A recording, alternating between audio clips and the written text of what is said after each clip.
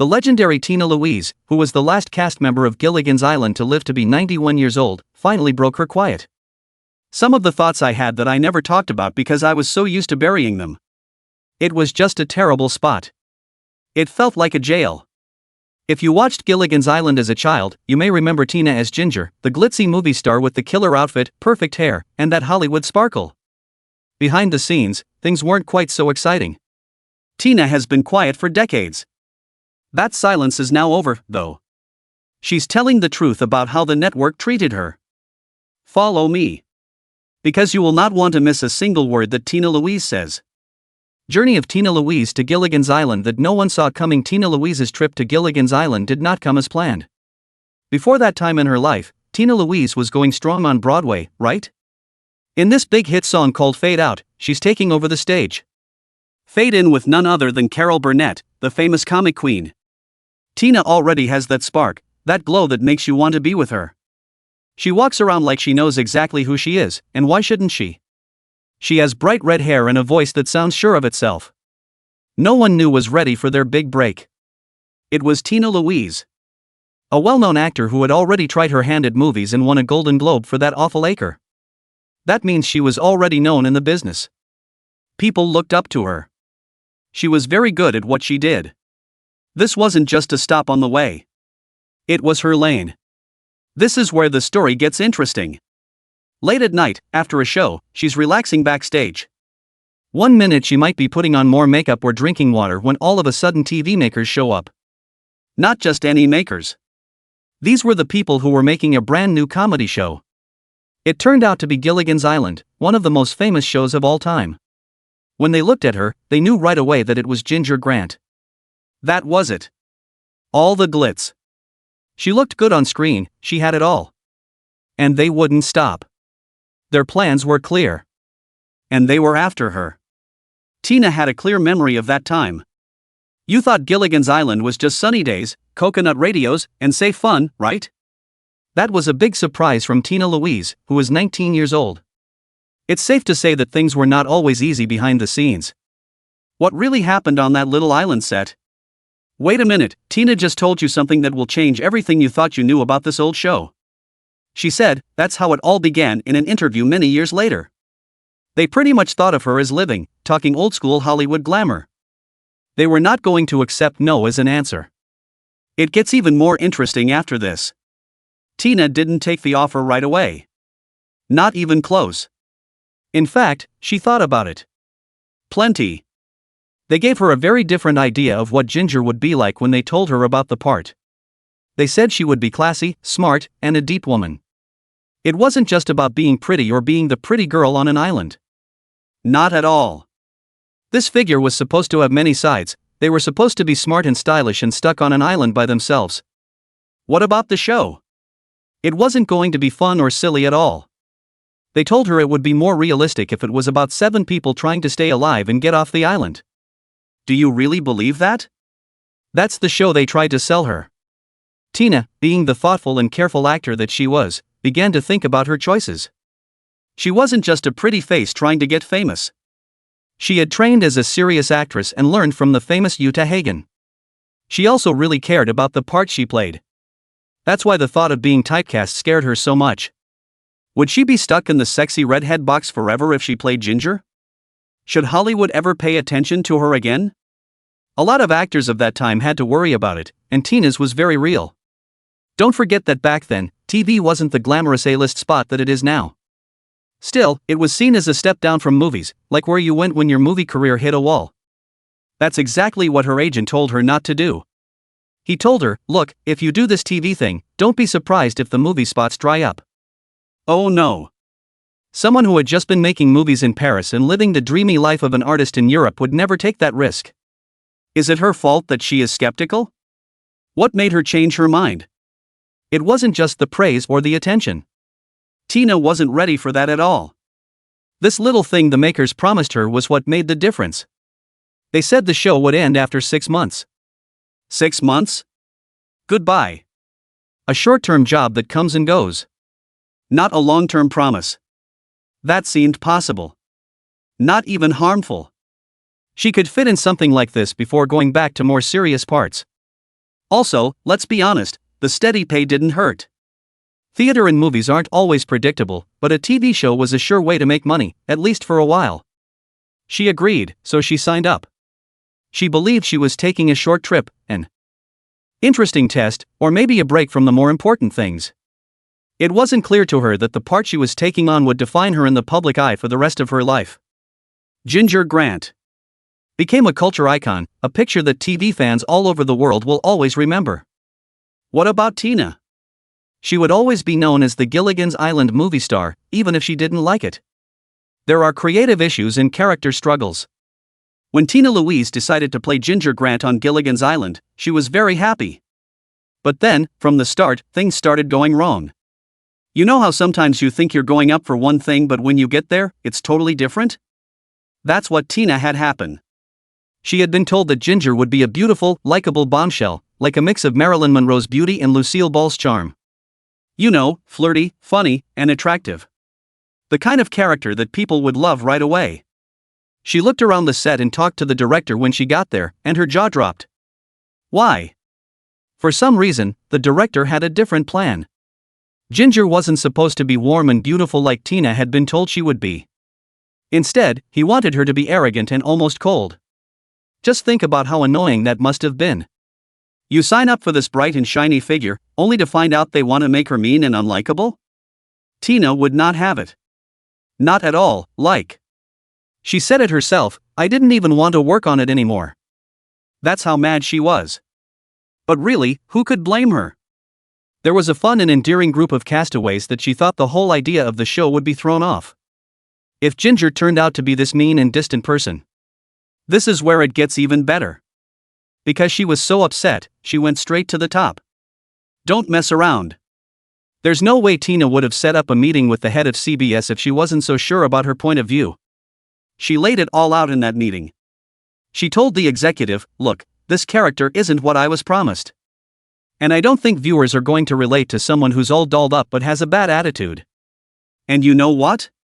She made such a compelling argument that the head of CBS agreed with her. Like, actually agreed. It's not every day that a big network suit takes an actor's side over a director's. So what happened next? The original director was let go after just a month. And who do they bring in? None other than Richard Donner, who would later go on to direct blockbusters like The Goonies and Superman. That's a pretty major glow up, right?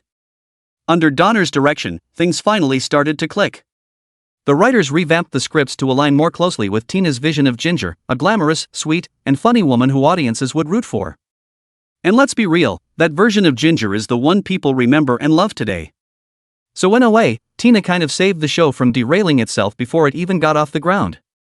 But oh, the drama didn't end there. Even with the new director and the retooled scripts, tensions lingered on set.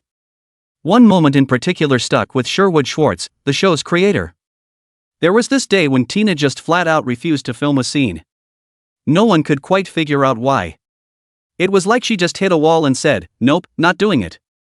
So Schwartz, being the creator and all, decided to step in and talk to her directly. He goes over to her dressing room, which, by the way, she had completely isolated herself in, and tries to smooth things over. Now this is where it gets really weird. He explains how important the scene is. How it ties into the whole episode, hoping she'll just say, okay, fine, I'll do it. But instead, Tina looks at him and goes, would you have my dressing room painted gray? Like, what? That's the response? Not, let's rewrite the lines, or I need a break, but a request about the paint color of her dressing room, total curveball. Schwartz was baffled. He didn't even know what to say. It was one of those moments where you just go, wait, what is even happening right now? But somehow, despite all of this behind-the-scenes tension, the clashing visions, the high-stakes meetings, the strange dressing room demands, the scene got filmed. The show carried on. And the public? They had no idea. All they saw was this funny, it's heartwarming sitcom about 7 stranded people just trying to get by. They didn't see the battles that were fought just to make sure Ginger was portrayed the right way or how close Tina came to walking away completely. Isn't it crazy how much can go on behind the scenes without us ever knowing? Looking back, it's clear that Tina Louise wasn't just being difficult. She was fighting for the integrity of a character she believed in. And thank goodness she did, because Gilligan's Island wouldn't have been the same without her version of Ginger. So next time you see her strutting across the beach in that iconic dress and giving that signature smile, just remember, it took a lot of back and forth, a fired director, and maybe even a little gray paint to make that moment happen. Kinda makes you look at old reruns a little differently, doesn't it? We've waited decades to hear it, and now, at 91, Tina Louise finally opens up about the truth behind Gilligan's Island. And no, it's not what you think. Was there jealousy? Secret feuds? You'll want to hang tight for this one, because her final words about the cast might just leave your jaw on the floor. Tensions behind the scenes behind those goofy island antics and all the coconut radios, things on set were far from sunshine and smooth sailing. You know how the show always gave off that laid-back, let's laugh our troubles away kind of vibe? Well, behind the scenes, it was a whole different story, especially when it came to Tina Louise, the actress who played Ginger, the glam movie star. And trust me, the drama didn't need a script. So here's the tea. While most of the cast was getting along like old college buddies, laughing between takes, cracking jokes, bonding like one big happy shipwrecked family, Tina? No. She was off by herself. Almost all the time. Like literally. According to folks who visited the set, the rest of the crew would be gathered around, joking and chatting it up like it was summer camp, and Tina would just be sitting alone, not joining in, not laughing along, just separate. And this wasn't just some, I need a minute to myself kind of thing. This was consistent. It was her thing. And people noticed. Now, why was she like that? Was she shy? Was she having a bad day that just happened to last for 3 seasons? Well, not quite. Word is, Tina wasn't exactly thrilled about being on the show in the first place. Yes, she reportedly thought the show was beneath her. Imagine that, being stuck on a sunny island set, surrounded by lovable characters and feeling like you're trapped in a bad career move. That's rough. She had dreams of being a serious actress, taking on gritty roles, dramatic stuff, you know. The kind that wins awards and gets people whispering your name at film festivals. So, ending up as the sexy movie star in a slapstick comedy sitcom. Not exactly her vision board. Russell Johnson, who played the always inventive professor, later said her behavior puzzled the cast. Like everyone was just vibing. And then there was Tina, this glamorous aloof figure floating through the scenes like she wasn't really there. And Dawn Wells, sweet, down-to-earth Marion, even said that Tina kept her distance long after the cameras stopped rolling. Can you believe that? Dawn even tried reaching out years after the show ended like, hey, we were stranded together for 3 seasons, let's catch up. And Tina still wouldn't budge. She basically acted like Gilligan's Island never happened. Who does that? Now here's where things get even juicier. Rumors started floating around about a serious tension between Tina Louise and Bob Denver, aka Gilligan himself. And this wasn't just a small, we don't really vibe kind of thing. No, this was deep, like awkward tension you could feel in the room. People on set noticed it. Reporters mentioned it. And the wild part? Neither of them ever publicly explained what went down. No interviews. No passive-aggressive quotes, nothing. They just iced each other out. According to reports, when photographers asked them to pose together, Bob Denver flat out refused. Can you imagine that level of frostiness? You're co-starring on a show and you won't even stand next to your castmate for a photo? That's not just bad vibes, that's full-on beef. And the rest of the cast? They didn't talk about it much either. It was like an unspoken rule. Don't bring it up. Don't ask. Don't tell. Everyone just kind of worked around the tension. They ignored her. She ignored them. And the show went on. Like a group project in school, where one person doesn't do their part and nobody calls them out. They just finish it without them. But you have to wonder, was Tina really the villain here? Or was she just deeply unhappy, stuck in a role she didn't want, and unable to fake the camaraderie that everyone else was feeling? Maybe she felt boxed in, like she couldn't stretch her wings as an artist. Or maybe she just didn't click with the group. You know how that is. Sometimes, no matter how nice everyone is, you just don't mesh. But whatever the case, it created this huge emotional distance that never really went away. Now, we know that behind all the shipwreck jokes and slapstick hijinks, Gilligan's Island had its own storm brewing off camera. And at the center of that storm, a glamorous redhead who never quite felt like she belonged, and made sure everyone knew it. Isn't it wild how something that looked so fun and easy on the outside could be so chilly and tense behind the scenes? Makes you see the show in a whole new light, doesn't it? Contract disputes and top billing issues. The kind of drama you'd expect from a reality show, not a silly little sitcom about being stranded. That was exactly the vibe on Gilligan's Island. And at the center of it all, Tina Louise, aka Ginger, the glamorous movie star of the group. Now, don't get it twisted, Tina wasn't throwing drinks or flipping tables, but her contract, that thing stirred up more drama than a broken radio on the island.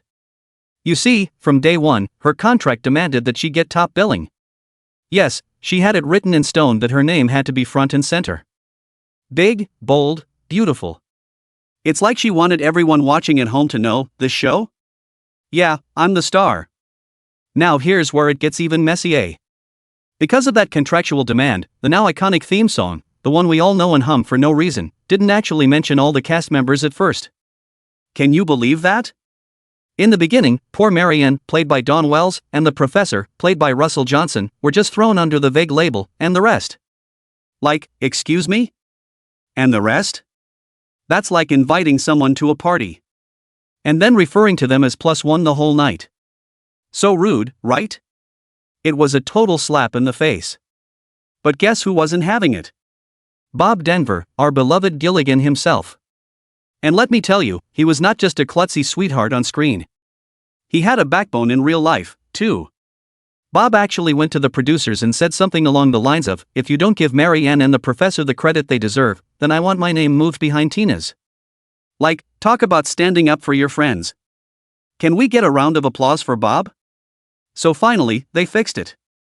They reworked the theme song and started including all 7 castaways in the credits. Problem solved, right? Ha! Not even close. Because even though that little skirmish over the credits got resolved, the bad blood, it lingered. It simmered like an overcooked pot of coconuts on that imaginary island. Tina Louise, bless her heart, never really clicked with the rest of the cast. She felt out of place. And truthfully, she kind of acted like it too. Some say she thought the show would focus more on her character and less on, everyone else. And over the years, things didn't exactly mellow out. In fact, they just got more complicated. Every time they tried to put together a reunion movie or some kind of special, guess who was the lone holdout? Yep, Tina. She just wouldn't do it. And the sad part is, those reunions weren't just for nostalgia or fan service. They were real paychecks for the rest of the cast. But with Tina refusing to participate, a lot of those projects got shelved or never happened at all. And that meant lost money for the others, people who, unlike her, wanted to show up and reconnect with fans, and maybe, just maybe, enjoy a little of that magic again. Can you imagine how frustrating that must have been? To want to keep something alive, only to be blocked by one person's refusal to play ball? It's one of those situations that's so ironic you almost have to laugh. Because the show was all about 7 people stranded together, relying on each other, building a little island society. But in real life, not so much. The unity was only surface deep. The friendships, some were real, like the bond between Bob Denver, Dawn Wells, and Russell Johnson. But others? Let's just say they were as fake as that papier-mâché volcano they used in season 2. And at the center of a lot of that friction, whether she meant to be or not, was Tina. It's kind of sad, really. Maybe she didn't realize the impact of her decisions. Maybe she thought she was just protecting her image or standing her ground. Or maybe, just maybe, she really didn't care. Who knows? But whatever her reasons were, the fallout affected everyone around her. And even decades later, when people would talk about the show, the behind-the-scenes tension always came up like a bad penny. Fans who adored Ginger on screen would be shocked to hear about all the drama she was tied to off-camera. Because, let's be honest, it's always a bit jarring when the glamorous character you love turns out to be the source of so much tension. But that's Hollywood for you, right? The sparkly surface hides all kinds of messy stuff underneath. And honestly, this whole saga just goes to show how something as small as where your name appears in the credits can blow up into years of resentment and missed opportunities. So next time you hum that catchy little, the movie star, part of the theme song, maybe spare a thought. For Marianne and the professor, and the battles they didn't even ask for, but had to endure anyway. And maybe tip your imaginary sailor hat to Bob Denver too, for being the kind of guy who stood up for his castmates when it really counted. Because at the end of the day, fame fades, reruns come and go, but those little behind-the-scenes choices, they leave a mark, sometimes a lasting one. What if the happiest-looking show on TV actually had one of the most dramatic sets behind the scenes? At 91, Tina Louise is finally spilling the truth. Don't even think about skipping this, because what she reveals at the very end is the part no one saw coming, looking back. Tina Louise at 91. Tina Louise is now 91. And let me tell you, the way she looks back on her time as Ginger, it's honestly kind of beautiful and really, really touching. You know how sometimes we only appreciate certain parts of our life when we're way past them? That's exactly what happened here. Tina didn't always love being tied to Gilligan's Island, and for a long time, she actually avoided talking about it. Can you imagine being known all over the world for one thing, but secretly wishing people would see the rest of you? That was her for decades. But over time, and this is the part that gets me, her feelings started to soften. Like, seriously soften. There's this quote from her that just makes you go, "Ah," she said, "I always enjoyed my work. And I enjoyed the part. Especially once Richard Donner stepped in as director. And that's such a turnaround from how she used to brush off any mention of the show. You can really tell that the years gave her some peace with it all. And here's what really changed everything for her. Get ready, because this part might hit you in the feels. So Sherwood Schwartz, the show's creator, shared this one story that basically shifted Tina's whole mindset. A fan came up to her and told her how his wife's dying husband only found comfort in watching Gingers during his final days, like that was the only thing that brought him peace. Can you imagine hearing that? Knowing that your work, something you maybe didn't even realize had such depth, helped someone in their final moments? Tina was deeply moved. And honestly, who wouldn't be? That kind of moment? It hits differently. It's not just about fame or being recognized in public. It's about being part of someone's healing. Their goodbye. Their joy in the darkest time. And after that, her whole attitude toward the show kind of melted into something warmer, more grateful. Isn't it funny how one genuine encounter can change your whole outlook? And okay, let's talk about the elephant in the room. Why didn't Tina Louise ever show up to any of those Gilligan's Island reunion specials? People always thought it was because she hated the show. Or worse, the cast. But that's just not true. Not even a little bit. The truth? She was just busy. Like really busy. The woman had other gigs going on. While the rest of the cast was getting back into their island roles, Tina was off doing guest spots on Bonanza, Ironside, Mannix, Kojak. I mean, she wasn't just sitting around waiting for a callback. She was living, working, evolving. You know how some people are just always chasing new creative things? That was her. She even wrote children's books and got involved in promoting literacy, which, hello, that's awesome. And speaking of heartfelt moments, when Dawn Wells, Marianne, passed away in 2020 from COVID, Tina's reaction was incredibly tender. She said something that really stuck with people. "I will always remember Dawn's kindness to me. We shared in creating a cultural landmark that has continued to bring comfort and smiles to people during this difficult time." Doesn't that just sound like someone who's come full circle with her past? Someone who's found peace in the memories, even the complicated ones? These days, Tina doesn't run from the Ginger legacy. Not anymore. In fact, she seems to embrace it in this soft, graceful way. Like on the 55th anniversary of Gilligan's Island, yes, 55 years. Can you believe it's been that long? She said, "I want to say how wonderful it is that our show is still on the air after all these years." And then she said something even more personal, like she was talking to every fan directly. "I honestly feel like I have so many friends out there who just love what we did and what we shared and the joy we brought." Isn't that such a sweet way to look at your legacy?